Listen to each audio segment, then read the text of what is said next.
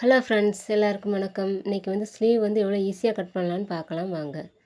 இது வந்து ஸ்லீவுக்கு துணி வந்து 4ஆ மடித்து போட்டுக்கணும். இது வந்து துணி வந்து கம்மியாக இருக்கனால நான் வந்து பின்பக்கத்துக்கு வந்து ஒட்டு துணி போட்டுக்கலாம் அப்படின்னு சொல்லி இப்படி மடிச்சிருக்கேன்.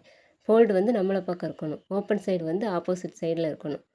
1 இன்ச் அளவுக்கு நம்ம அளவுக்கு வந்து தையல் அளவு ப்ளவுஸில் வந்து இருக்குது.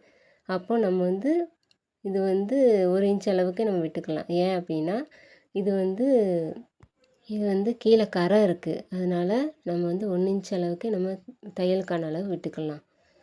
அதை நல்லா மார்க் பண்ணிவிட்டு நம்ம ஸ்கேல் வச்சு ஒரு லைன் ட்ரா பண்ணிக்கலாம்.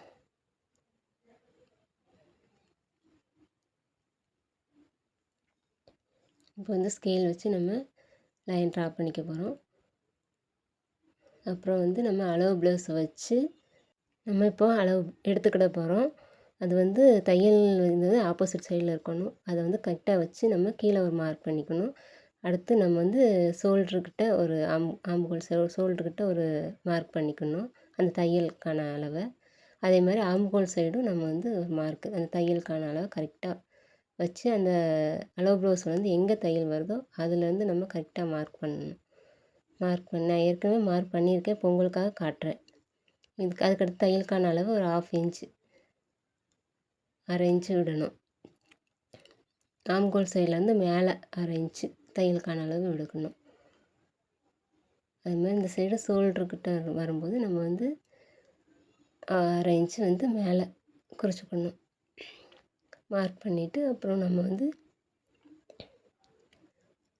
1/2 இன்ச் அளவுக்கு நம்ம வந்து தையலுக்கான அளவு விடணும். அந்த சைட் ஜாயின் பண்ணுவோம்ல, அதுக்கு வந்து நம்ம 1/2 இன்ச் அளவுக்கு நம்ம தையலுக்கான அளவு விட்டுக்கணும்.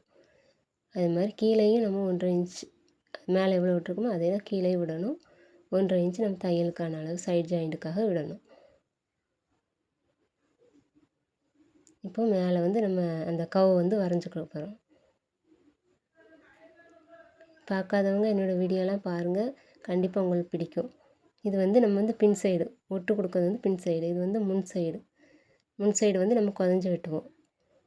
இப்போ வந்து சிசர் வச்சு நம்ம கட் பண்ணிக்க போகிறோம்.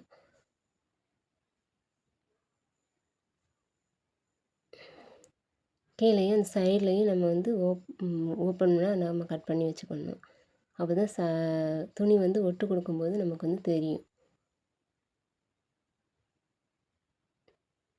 இப்போ நம்ம தையலுக்கு விட்டுருக்கோம்ல அந்த அளவெல்லாம் நம்ம வந்து சிசர் கட் கொடுத்துக்கணும். சிசர் கட் கொடுத்தா நம்ம வந்து எங்கெங்கெல்லாம் தையலுக்கான அளவு விட்டுருக்கோம் அப்படிங்கிறது நமக்கு தெரியும். அதுக்காக இந்த சிசர் கட் வந்து நம்ம கொடுத்துக்கணும். மேலேயும் ஷோல்ட்ரு நெக் வருதுல அந்த இடத்துல வந்து நம்ம வந்து இதை வந்து கட் பண்ணிக்கணும். அப்போ தான் ஷோல்ட்ரு ஒன்று போல் வந்து ஜாயின் பண்ண முடியும்.